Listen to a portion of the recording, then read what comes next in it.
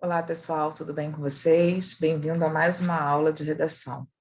Vamos dar continuidade ao nosso livro, análise do nosso livro paradidático, A Ilha Perdida, de Maria José Dupré, ok? Hoje nós vamos falar sobre o capítulo 3. Na aula passada, eu fiz um resumo mais ainda generalizado, sobre o capítulo 1, 2, 3 e 4, ok?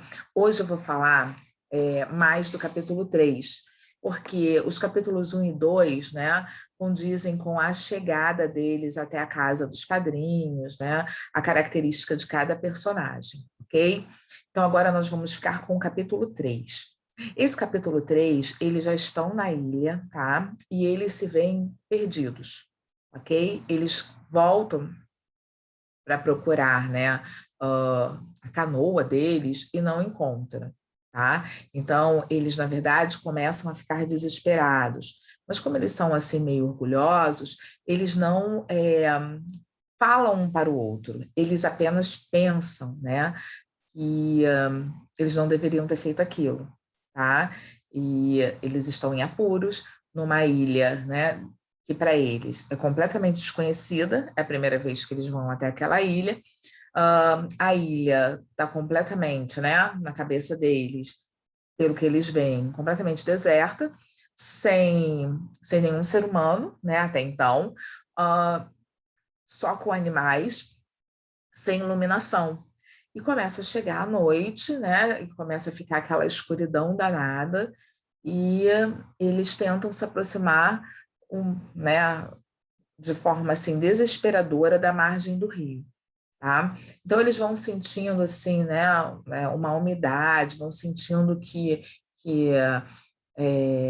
vai ficando um pouquinho mais gelado, Então eles entendem que eles estão se aproximando das margens do rio, mas está tudo muito escuro, então eles não conseguem exatamente enxergar. Eles estão exaustos, cansados, então eles precisam parar um pouquinho, tá? E morrendo de medo de tudo, ouvindo barulhos de animais, sem poder enxergar que animais são esses. Até que eles se lembram, que eles levaram, para a ilha uma caixa de fósforos, e essa caixa estava dentro de uma das jaquetas, tá? Só que, com a escuridão, eles não conseguem pegar nenhum galho seco para poder fazer o amontoado ali, para fazer uma fogueira, pelo menos para iluminar e afugentar os animais, já que eles estavam completamente no escuro. Bem, gente, eles ficam o tempo inteiro para poder conseguir, tateando, conseguir um pedaço de, um graveto, seco. E daí eles começam a riscar o fósforo, começam a perceber que aquele fósforo está indo embora, daqui a pouco eles não vão ter mais, e o graveto não pega fogo, tá? Até que eles desistem, e também pelo cansaço. Então eles dormem um no ombro do outro, um apoiando o outro, resistem até o momento em que eles podem resistir, depois o sono vem e eles acabam adormecendo. Quando eles acordam, eles estão literalmente na beira, às margens, a canoa não está ali, tá? Eles percebem que o volume das águas aumentou, tá? E perceberam que choveu às margens do rio, certo? Então, esse, pessoal, é o nosso capítulo 3. Eu quero lembrá-los o seguinte, que na nossa prova bimestral, que será pelo Google Forms, vocês terão 10 questões. 5 questões, tá? Serão sobre o conteúdo, que vai para vocês pela ementa. E 5 questões serão sobre o nosso livro Paradidático, A Ilha Perdida. Eu gostaria de pedir a vocês, primeiro, que adquirissem o livro ou que conseguissem o livro para poder ler com tranquilidade, com calma, com atenção, tá? Em segundo lugar, que vocês pudessem fazer a leitura e até mesmo a releitura até o capítulo 5. Tá? Então, vai cair na avaliação de vocês até o capítulo 5. Tá? A nossa avaliação será no dia 26, do 4, ok? No dia 26 do 4 será a nossa avaliação. Então, eu peço a vocês, tá, que não se esqueçam de ler até o capítulo 5, para que vocês possam fazer essa avaliação. Tudo bem? Bom, agora eu vou falar um pouquinho do capítulo 4, né? O capítulo 4, pessoal, fala sobre a enchente, né? Quando eles realmente percebem, né, que o Rio Paraíba, as águas do Rio Paraíba se avolumaram e encheram, né? Ficaram volumosas e começaram a subir, tá? E eles viram tábuas, sapatos, metade de uma cadeira, troncos de árvore, né? Até uma cabra morta. E levaram um maior susto. Eles falaram assim: e agora? A gente não vai conseguir sair daqui. Porque as águas se avolumaram, subiram, né? Nós não vamos conseguir puxar essa canoa, né? Que estava por um triz, precisava de muita força. E aí, como é que a gente vai sair daqui? Novamente bate o arrependimento. Por que que nós não falamos a verdade? Por que que nós não falamos a respeito né, de que nós realmente iríamos para a ilha, né? Ou então que nós não fôssemos para a ilha, tá? Por que que falamos que iríamos para a casa do vizinho, tá? Então, como estarão, né, o padrinho e a madrinha? Estarão muito preocupados.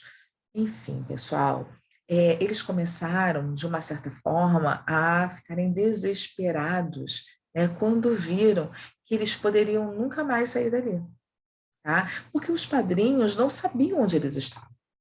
É claro que depois eles vão deduzir, né? Se eles não foram, né, para a vizinhança, se não estão na cidade, onde estarão eles? Só podem estar na Ilha Perdida, já que eles já tinham despertado, né, a vontade de ir até lá, ok? Bom, eles estavam se sentindo doloridos, é óbvio, né, da forma como dormiram, né? Ah, e começaram a andar, a mancar dizendo que todo o corpo deles estava, todo o corpo estava doído.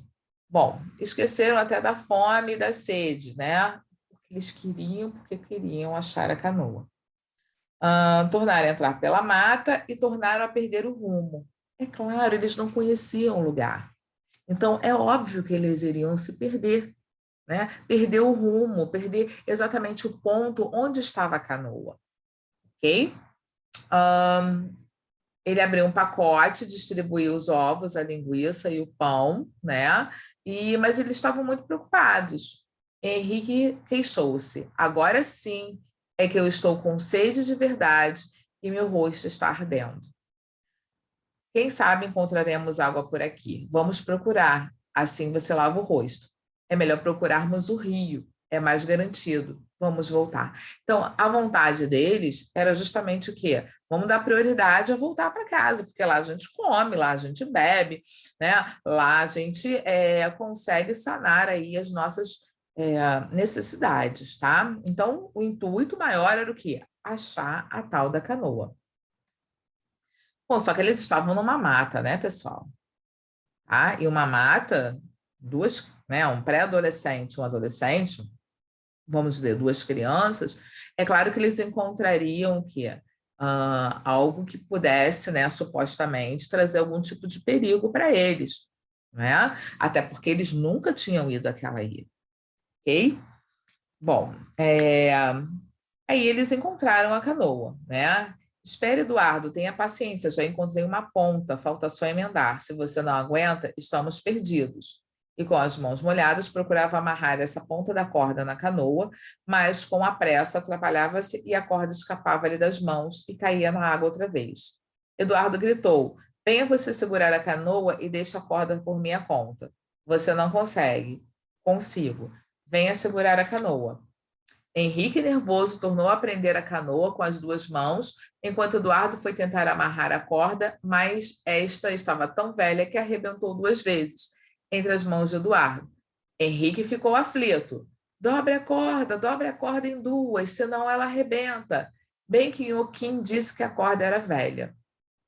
Bom, gente, qual foi, obviamente, né, o resultado disso? As águas cresceram tanto que chegaram até onde eles estavam, O rio rugia que dava medo. Eles olhavam para cima e para baixo do rio para ver se viam alguma canoa, alguma embarcação qualquer à sua procura, mas nada viam, a não ser água e as coisas que o rio levava na sua correnteza. Né? Aí viram N coisas sendo levadas pelo rio. É claro que eles não iam dar conta, né? O volume, a pressão da água e os dois sozinhos, com a corda velha e escorregando, é claro que eles não iriam dar conta e, obviamente, a canoa, né, foi afastada deles, tá? Bom, esse aqui foi o capítulo 4, tá? Eles começaram a cortar galhos, né? Porque eles já sabiam que eles iriam ter que ficar mais uma noite ali. Então, eles começaram a cortar galhos, né, para poder fazer a fogueira, se fosse necessário. Bom, e é claro que foi necessário, né? E começaram também a brincar, né, um pouco para poder distrair, tá? Mas eles sabiam muito bem, né, que o Kiko e o Oscar, que eram os primos, né, com certeza iriam imaginar que eles estavam na ilha. Então, essa era, tá? Vamos dizer assim, essa era a esperança deles, né? De que eles se lembrassem da vontade que eles tinham de ir à ilha e tal, né? Que entendessem que ele poderia ter desobedecido e falasse para o padrinho para ir procurá-lo, né? Procurá-los lá na ilha. Pessoal, no outro vídeo eu disse que nós iríamos trabalhar com temas paralelos, tá? E não sei se vocês perceberam, esses 4 capítulos, tá? Fala muito sobre essa questão do arrependimento, tá? Que eles estavam tendo, né? O Henrique e o Eduardo. Por quê? Porque eles desobedeceram, tá? O padrinho, né? Na verdade, o padrinho falou que naquela ilha ele só podia ir com eles porque era uma ilha que não se sabia o que se tinha lá, né? Então, eles simplesmente desobedeceram a essa ordem de ir com, né, todos juntos e eles se apressaram e foram na frente, né? E deu no que deu. Tá? Então, é algo para nós refletirmos, tá? O que a desobediência pode gerar? Okay? A desobediência é algo que a gente sabe que só pode trazer problemas, né? O resultado da desobediência, com certeza, é sempre um problema. Porque se não fosse para dar problema, não seria algo, né, que não se deveria fazer. Porque quando você desobedece, é porque é algo que você não deveria ter feito, você fez, tá? Então, quando você faz algo que não era para você fazer, você traz o quê?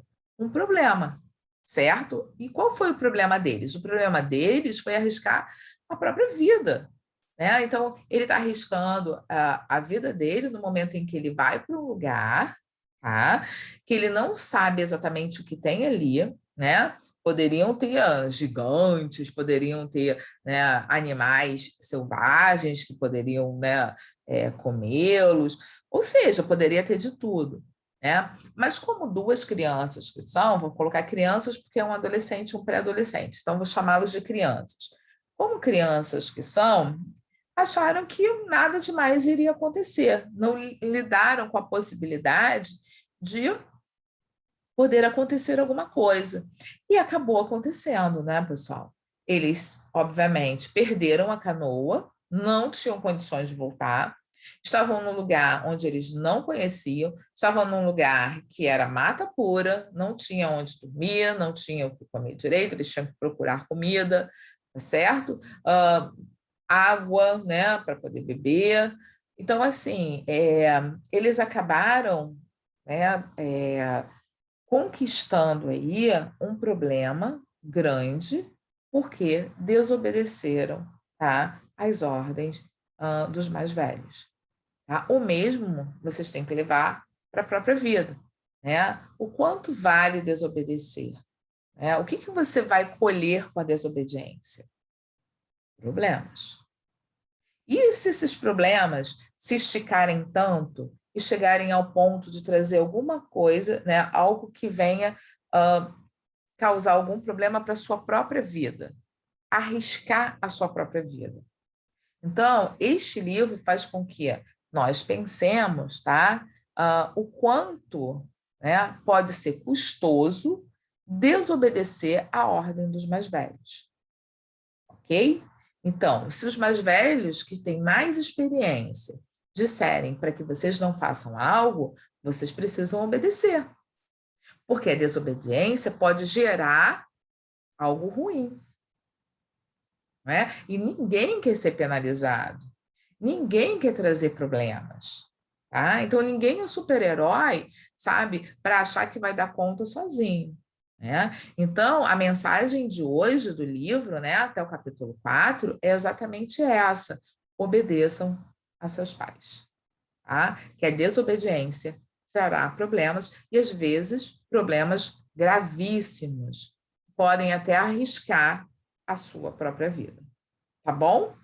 Então, pessoal, só vai ficar faltando o capítulo 5, que é Abandonados, tá?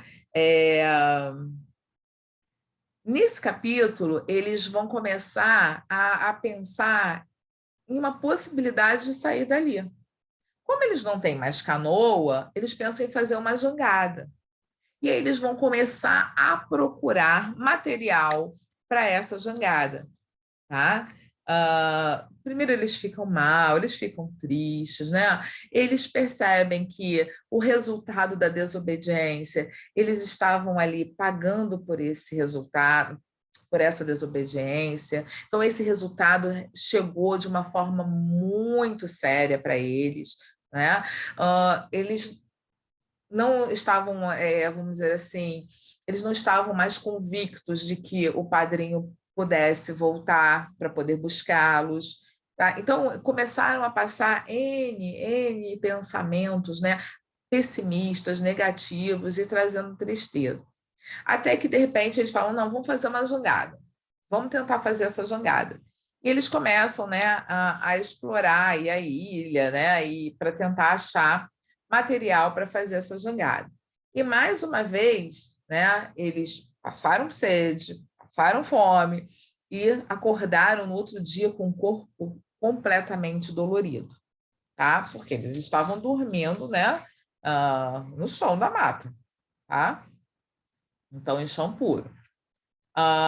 Bom, aí eles decidiram que no outro dia eles não iam morrer de fome, que eles iriam procurar, tá, banana, seja lá o que for, o que fosse, mas eles iriam encontrar algo para comer. Até que eles encontraram, né,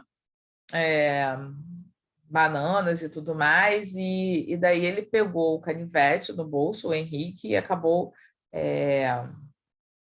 tirando um cacho dessas bananas. Mesmo verdes, eles achavam gostosos, porque estavam com fome, né? Então, estando com fome, qualquer coisa, né, fica boa para o nosso estômago, né? Então, assim, a banana para ele, mesmo verde, era a melhor comida do mundo, tá? E daí eles se sentiram, né, mais tranquilos, porque pelo menos mesmo verdes eles tinham bananas para comer, tá? Aí eles beberam água e tudo mais, né? E tentaram se proteger, tá? E Henrique continuou procurando aí paus para poder fazer a tal da jangada para eles poderem voltar, tá? Mas foram momentos assim, né, tenebrosos, porque quando você não conhece um determinado lugar, tudo é muito novo, não é, pessoal? Então, assim, eles não conheciam aquilo ali, não sabiam onde se tinha nada, estavam dormindo no chão da mata, né, correndo o perigo de algum bicho aparecer, né, ser picado por cobra, né, algum bicho selvagem de repente aparecer. Eles não tinham habilidade, né, em dormir, de repente em acampamentos, nada disso, então eles se sentiram mal, né, com medo, receosos, ou seja, gente, só trouxe problemas para eles a desobediência, ok?